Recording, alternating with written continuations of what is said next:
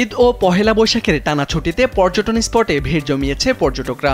কিন্তু আবাসিক হোটেলে জায়গা না পেয়ে রাস্তা আর হোটেলের বারান্দায় রাত কাটাচ্ছেন তাদের অনেকে। প্রায় ৪২ কিলোমিটার জায়গা জুড়ে এক পাশে পাহাড়, অন্য পাশে সমুদ্র সৈকতের প্রাকৃতিক সৌন্দর্যের এক নীলাভূমি। আর সৌন্দর্য উপভোগ করতে দেশ বিদেশ থেকে ছুটে আসছে হাজার হাজার পর্যটক।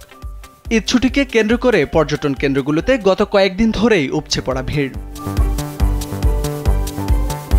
চট্টগ্রামের সীতাকুণ্ডে রয়েছে ১২ থেকে ১৫টি দর্শনীয় স্থান। ঈদের টানা ছুটিতে প্রতিদিনই সেখানে ভিড় জমাচ্ছেন প্রায় ৩০ থেকে ৩৫ হাজার পর্যটক। আবাসিক হোটেলে রুম না পেয়ে রাস্তা, হোটেলের বারান্দা বা গাড়িতে রাত কাটাতে হচ্ছে অনেক পর্যটককে। কেউ কেউ স্থানীয়দের বাড়িতে আশ্রয় নিয়েছেন, আবার অনেকে বাধ্য হয়ে ফিরে যাচ্ছেন।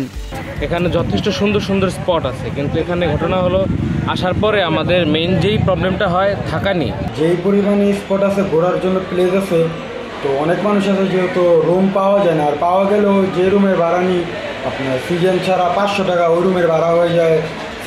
সিজন টাইম আসলে ডাবল হয়ে যায়, যেমন ১,০০০ অথবা ২,০০০ টাকা হয়ে যায় ৫০০ টাকা রুমের ভাড়া। তো এখানে হোটেল কম, হোটেল একটু কষ্ট হয়ে জায়গা পাইতে, তো এখানে যদি হোটেল হতো ভালো হতো।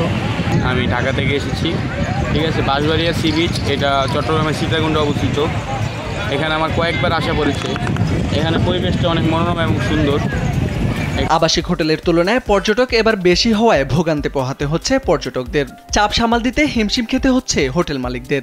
এই সিজনে পর্যটকদের উচ্চভরা ভিড়, এই ভিড়ের যে পরিমাণ পর্যটক সীতাকুণ্ড আসছে, প্রতিদিন ৩০-৩৫ হাজার পর্যটক সীতাকুণ্ড আসতেছে, ওই পরিমাণ আবাসন ব্যবস্থা, আবাসিক হোটেলের ব্যবস্থা নাই। তাতে অনেক পর্যটক এখানে অনেক কষ্ট করতেছে।